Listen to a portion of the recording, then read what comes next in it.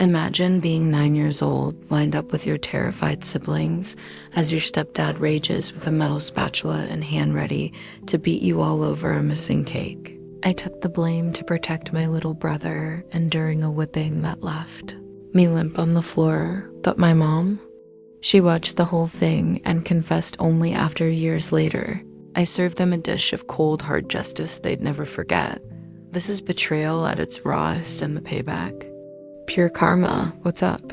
Revenge squad? If you've ever been scapegoated by the people who should protect you, or dreamed of flipping the script on family hypocrisy, this Reddit tale will hit home hard. It's all about rising from powerlessness to deliver that sweet, satisfying comeuppance. Dash like if you're here for the justice, subscribe for more epic karma stories, and ring the bell.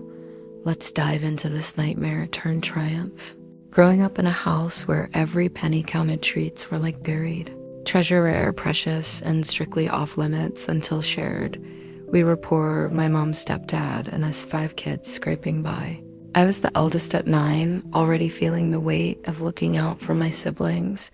One day, my stepdad brought home a cream and jam sponge cake, its sweet vanilla scent wafting through the air as he hoisted it onto the top shelf of the cupboard, way out of our reach. "This is for dessert later." He barked, his voice gruff like gravel. "Touch it, and no one gets any." We all nodded, wide-eyed, the temptation twisting in our empty bellies, but we knew better than to cross him. The afternoon dragged on with the usual chaos, siblings squabbling over toys, the faint hum of an old fridge in the background. But then explosion, stepdad stormed into the kitchen, face flushed, red veins bulging in his neck. The cake? Gone, vanished.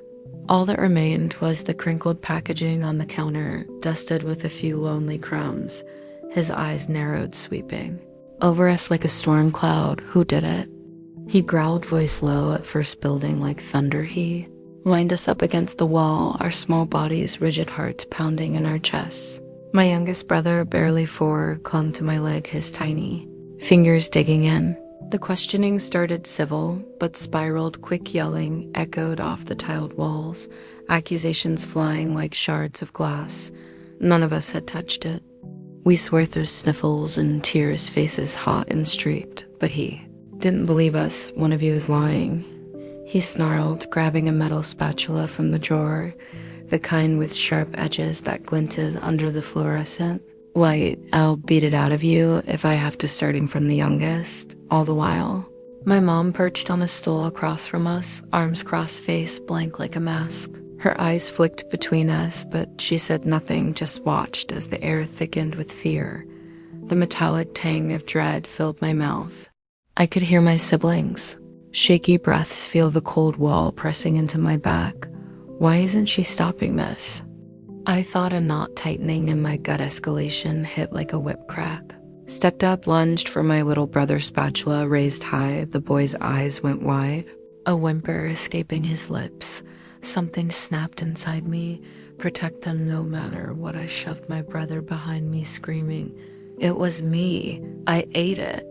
Lies, all lies, but I couldn't let that monster touch him. Stepdad's hand shot out, fingers tangling in my hair, yanking hard enough to make my scalp burn.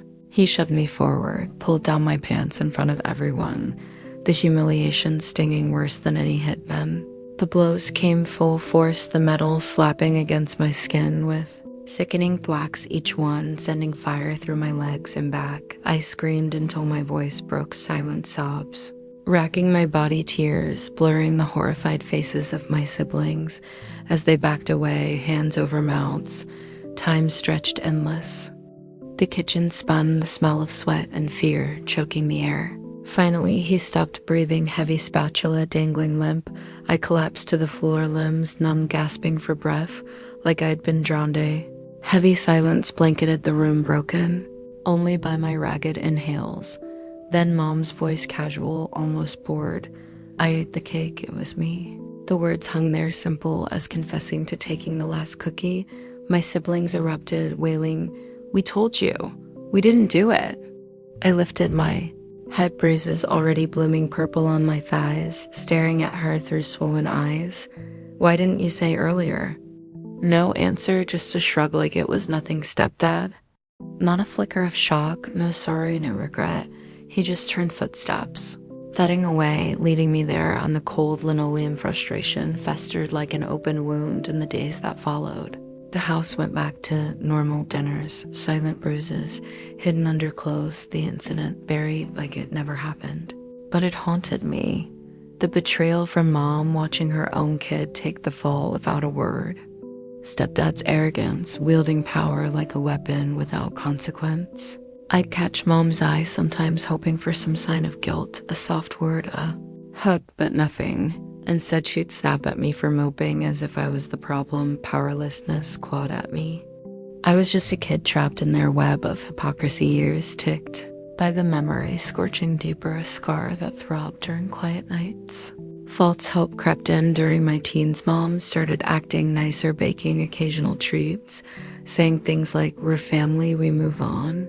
I almost bought it, thinking maybe she'd change that therapy session Stepdad grumbled through would fix things. A brief calm settled. I even confided in her once about the nightmares, the way the sound of metal clinking still made me flinch. She listened, nodded, then doubled down. It wasn't that bad, she said dismissively, eyes averting. You were dramatic, he was just disciplining. The setback crushed me, her manipulation, twisting the knife, denying the horror she'd enabled. That was the breaking point. Now, in my 20s, independent, with a job and my own place, the rage boiled over during a family call where they casually laughed about old times. No more, I resolved to act not with violence, but with truth, the one thing they feared. Justice for that 9-year-old girl and for my siblings who'd witnessed. It all, the plan unfolded meticulously, suspense building in my chest like a coiled spring. I gathered evidence from memory, jotting notes on the incident, even talking to siblings for corroboration, their voices still shaky, recalling it, doubts. Nagged. What if they turn it on me? What if the family sides with them, but determination won? This wasn't revenge for pain's sake, but to strip away their facade. I chose the moment carefully. A big family reunion, aunts, uncles, cousins, all there, the air buzzing with chatter and clinking glasses. Execution was swift, heart hammering as I rose during dessert, ironic, a cake in the center. I have something to share, I said, voice steady despite the tremble in my hands, eyes turned. Curious, I laid it out. The missing cake, the lineup, the spatula, Mom's silence, the beating sensory details poured out. The sting of metal, the sobs, the casual confession gasps rippled through the room. An aunt's fork clattered to her plate, the downfall hit like a tidal wave. Stepdad's face, drained of color, mouth opening and closing like a fish, sputtering denials. It wasn't like that, she exaggerated. But the room turned cold. Uncles, glaring cousins, whispering in disbelief. Mom, she burst into tears, not of remorse, but humiliation, blubbering. Why bring this up now? You're ruining everything. They begged in the aftermath, cornered after everyone left. Please don't tell more people. We're sorry. Let us make it up. His arrogance cracked into desperation, her manipulation exposed as cowardice. I felt the relief flooding in triumph, straightening my spine. No more power over me, I walked away, cutting contact, their pleas echoing hollow. In the end, this karma wasn't about destruction. It was about reclaiming my story and the power they stole. Justice comes when you speak your truth, no matter how long it takes. Betrayal may scar, but rising above it, that's real strength. Damn, that was intense. If this story stirred up those justice vibes or reminded you of your own battles, hit like hard and comment below. What's the worst family betrayal you've overcome? Subscribe for more raw Reddit revenge tales, and I'll catch you next time. Stay empowered.